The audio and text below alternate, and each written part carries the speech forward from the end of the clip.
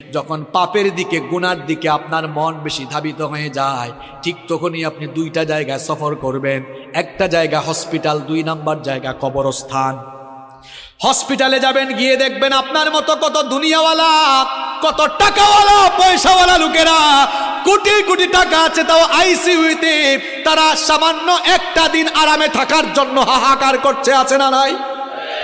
যে কালো টাকার জন্য, অবৈধ টাকার জন্য অন্যায় করছেন, গুনাহ করছেন, হসপিটাল গিয়ে দেখেন কত মানুষের টাকা তারে বাঁচাইতে পারে।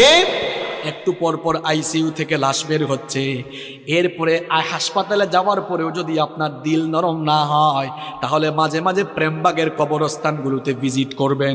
গিয়ে দেখবেন আপনার মতো টাকাওয়ালা, পয়সাওয়ালা লোকেরা, ক্ষমতাওয়ালা লোকেরা, একদিন বিরাট টাকা পয়সা, অর্থবিত্ত, বাড়ি গাড়ি সব ক্ষমতা ছিল, এখন কবরের নিচে ঘুমায়া আছে।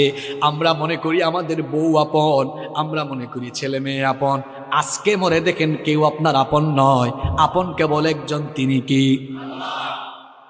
কি কথা বলছি বুঝতে পারছেন আপনি?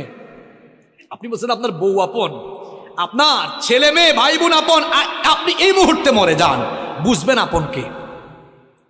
দেখবেন এই বউ, এই ছেলে মেয়েরা কিছুক্ষণ কান্না করবে, কিছুক্ষণ কান্না করার পরে বলবে মৃত লাশকে বেশিক্ষণ ঘরে রাখতে নাই, তাড়াতাড়ি দাফন করা দরকার। আপনাকে দেখবেন সাদা কাফন দিয়ে পেঁচায়া জানাজার মাঠে নিয়ে যাবে।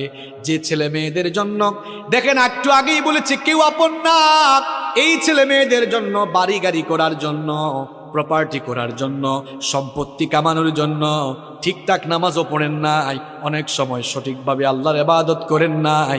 যাদেরকে আপন মনে করেছেন, আজ তারাই আপনাকে নিয়ে কবরে চলে যাবে, কবরে রেখে রেখে তারা আপনাকে চলে আসবে। এরপরে দেখবেন কেউ আপনার আপন থাকবে না। কবরে যাওয়ার পরে 2 জন ছাড়া আর কেউ আপন নাই, একজন হচ্ছেন আল্লাহ। এই জন্য কবরে ফেরেশতা আসি প্রথমে জিজ্ঞেস করবে বোন নাম কি, ছেলে মেয়ের নাম কি, না জিজ্ঞেস করবে মার, আর একটু জোরে বলেন মার রব্বুকা। প্রথমে এসে বলবে তোমার রব কে। তাহলে বুঝে নেন আপন, আপন কে, সবচাইতে আপন কে।